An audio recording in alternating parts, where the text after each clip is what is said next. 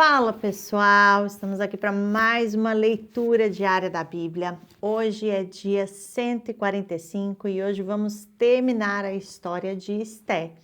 Então vamos orar? Paizinho, nós queremos te agradecer, Deus, mais uma vez, pelo privilégio de podermos aqui ter acesso à tua palavra, Senhor. Obrigada pelas coisas que o Senhor tem nos ensinado através da tua palavra, através do livro de Esté. Continua abrindo nossas mentes, continua nos dando discernimento espiritual, discernimento cognitivo e discernimento também nessa terra, Senhor, para que possamos aplicar, Deus, todo o conhecimento, tudo aquilo que nós temos aprendido através da Tua palavra, Deus. Em nome de Jesus te pedimos e te agradecemos por tudo, Pai. Amém.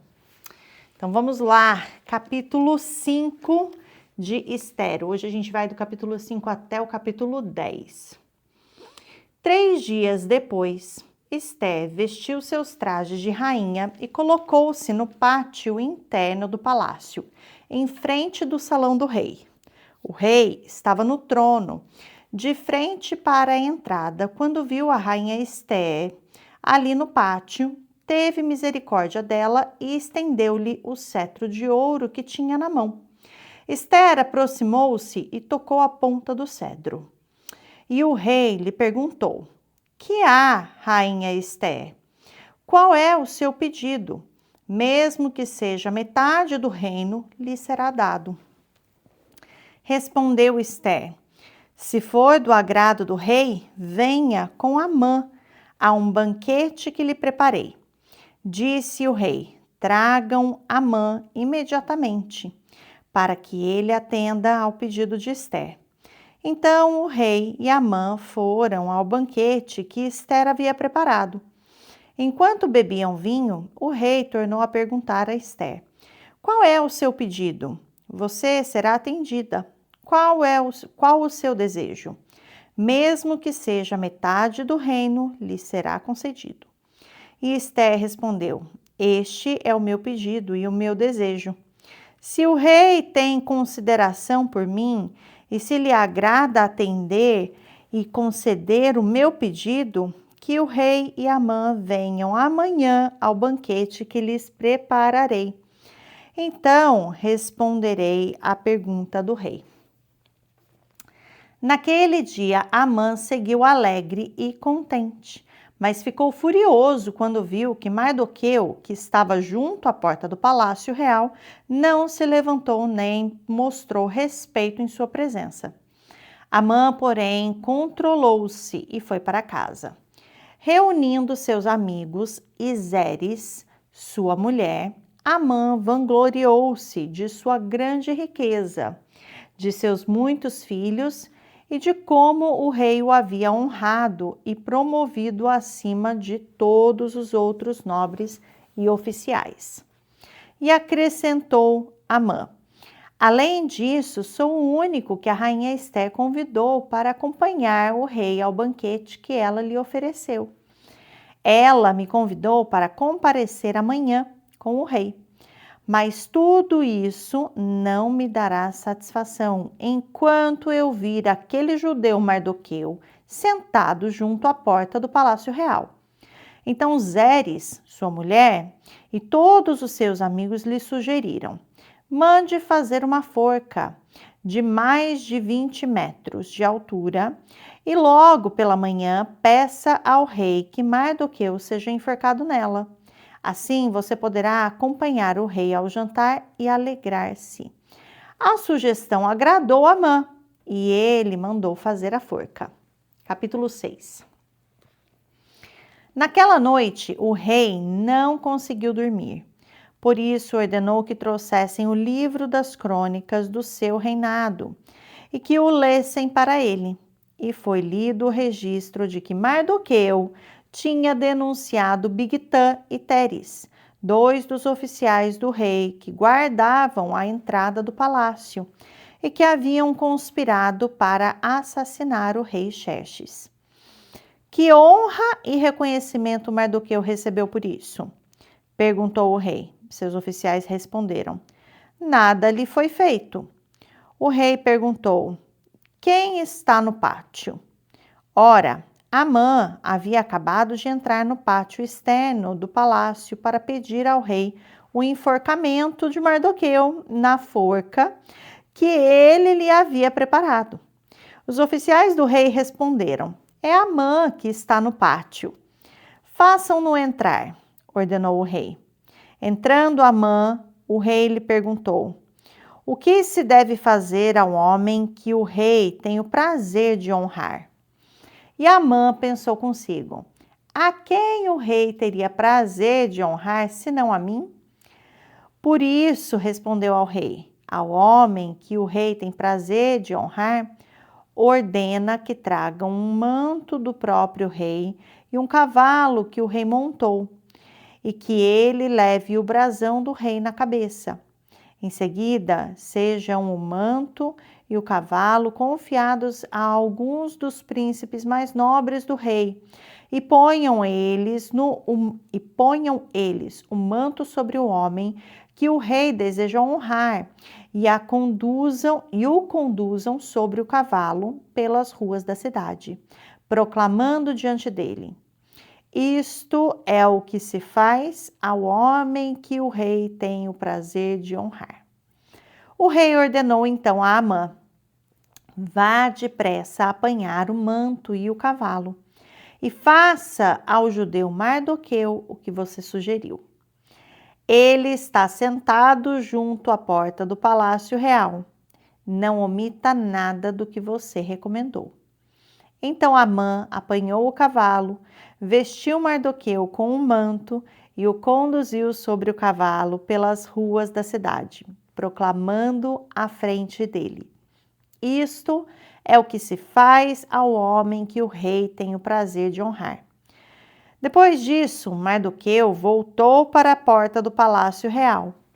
Amã, porém, correu para casa com o rosto coberto, muito aborrecido, e contou a Zeres, sua mulher, e a todos os seus amigos tudo o que lhe havia acontecido. Tanto os seus conselheiros como Zeres, sua mulher, lhe disseram: visto que Mardoqueu, diante de quem começou a sua queda, é de origem judaica, você não terá condições de enfrentá-lo. Sem dúvida, você ficará arruinado. E enquanto ainda conversavam, chegaram os oficiais do rei e, às pressas, levaram Amã para o banquete que Ester havia preparado. Capítulo 7.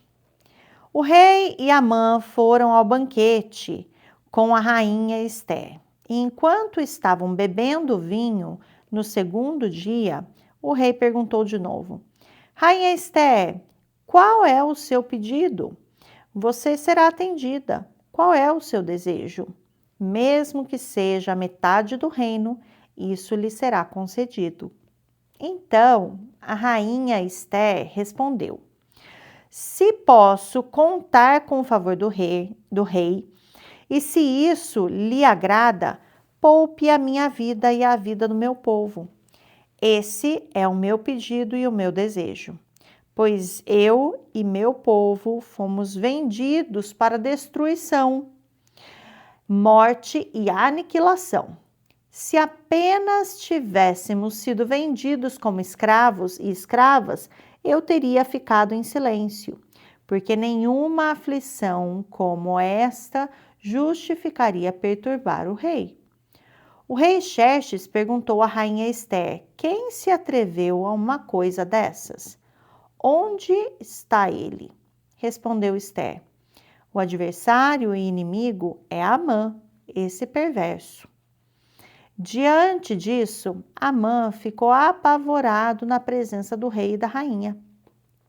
Furioso, o rei levantou-se, deixou o vinho, saiu dali e foi para o jardim do palácio.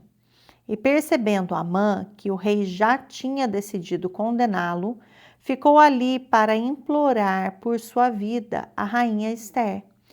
E voltando o rei do jardim do palácio ao salão do banquete, viu Amã caído sobre o assento onde Ester estava reclinada.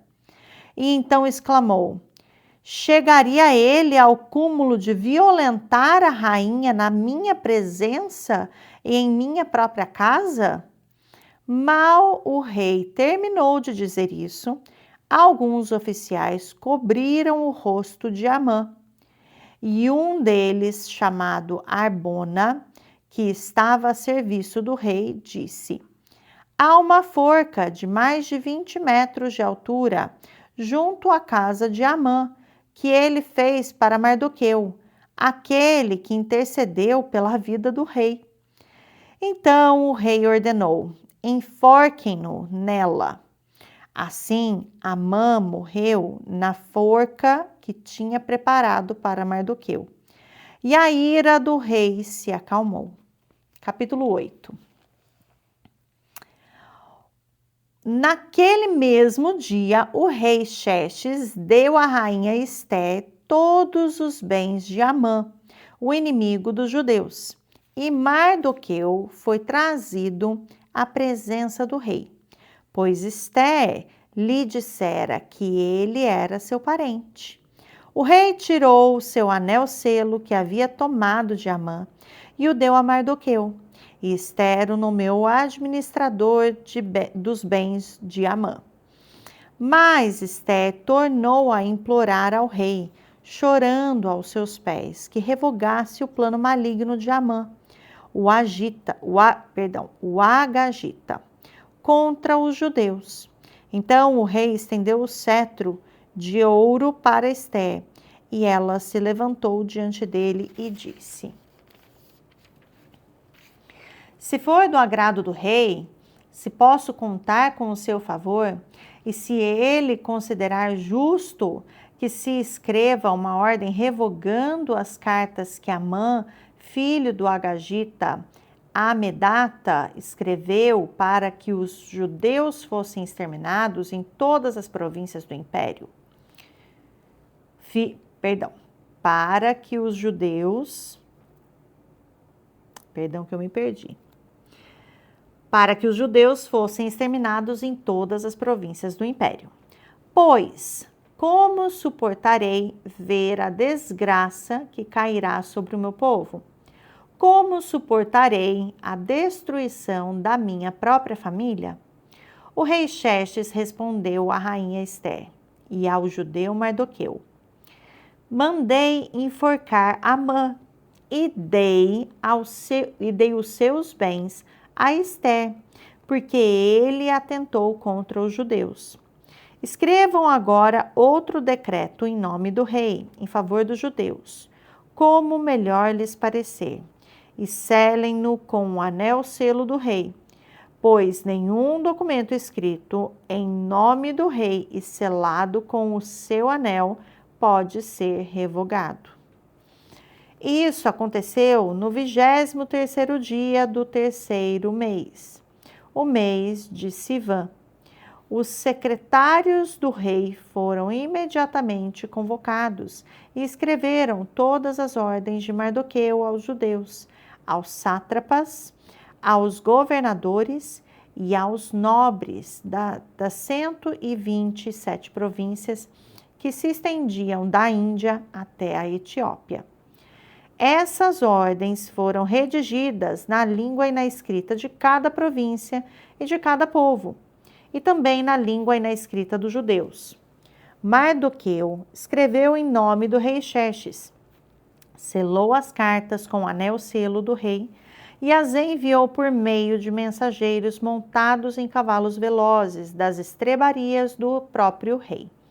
O decreto do rei concedia aos judeus de cada cidade o direito de se reunirem e de se protegerem, de destruir, matar e aniquilar qualquer força armada de qualquer povo ou província que os ameaçasse a eles, suas mulheres e seus filhos, e o direito de saquear os bens dos seus inimigos. O decreto entrou em vigor nas províncias do rei Xerxes no 13º dia do 12º mês, o mês de Adar. Uma cópia do decreto foi publicada como lei em cada província e levada ao conhecimento do povo de cada nação.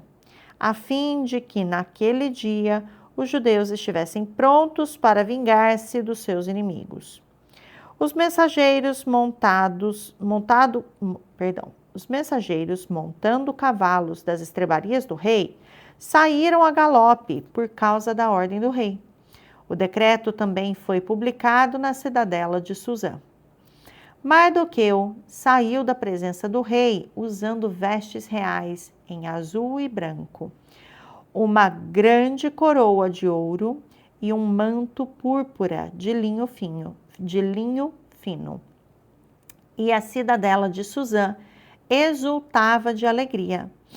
Para os judeus, foi uma ocasião de felicidade, alegria, júbilo e honra. Em cada província e em cada cidade, onde quer que chegasse o decreto do rei, havia alegria e júbilo entre os judeus, com banquetes e festas. Muitos que pertenciam a outros povos do reino tornaram-se judeus, porque o temor dos judeus tinha se apoderado deles. Capítulo 9. No 13º dia do 12º mês, o mês de Adar, entraria em vigor o decreto do rei. Naquele dia, os inimigos dos judeus esperavam vencê-los, mas aconteceu o contrário. Os judeus dominaram aqueles que os odiavam, reunindo-se em suas cidades, em todas as províncias do rei Xerxes, para atacar os que buscavam a sua destruição. Ninguém conseguia resistir-lhes, porque todos os povos estavam com medo deles. E todos os nobres das províncias, os sátrapas, os governadores e os administradores do rei apoiavam os judeus, porque o medo que tinham de Mardoqueu havia se apoderado deles. Mardoqueu era influente no palácio. Sua fama espalhou-se pelas províncias e ele se tornava cada vez mais poderoso. Os judeus feriram todos os seus inimigos à espada, matando-os e destruindo-os, e fizeram o que quiseram com eles. Na cidadela de Suzã, os judeus mataram e destruíram 500 homens. Também mataram Parzandata, Dalfon, Áspata, Porata, Adália, Aridata, Farmasta, Arissai, Aridai e Vaizata, os 10 filhos de Amã, filho de Amedata, o inimigo dos judeus. Mas não se apossaram dos seus bens. Naquele mesmo dia, o total de mortos na cidadela de Suzã foi relatado ao rei, que disse à rainha Ester: os judeus mataram e destruíram 500 homens e os 10 filhos de Amã na cidadela de Suzã. Que terão feito nas outras províncias do império? Agora, diga qual é o seu pedido e você será atendida. Tem ainda algum desejo? Este lhe será concedido. Respondeu Ester: se for do agrado do rei, que os judeus de Suzã tenham autorização para executar também amanhã o decreto de hoje, para que os corpos dos 10 filhos de Amã sejam pendurados na forca. Então o rei deu ordens para que assim fosse feito. O decreto foi publicado em Suzã, e os corpos dos 10 filhos de Amã foram pendurados na forca. Os judeus de Suzã ajuntaram-se no 14º dia do mês de Adar e mataram 300 homens em Suzã, mas não se apossaram dos seus bens. Enquanto isso, o restante dos judeus que viviam nas províncias do império também se ajuntaram para se protegerem e se livrarem dos seus inimigos. Eles mataram 75.000 deles, mas não se apossaram dos seus bens.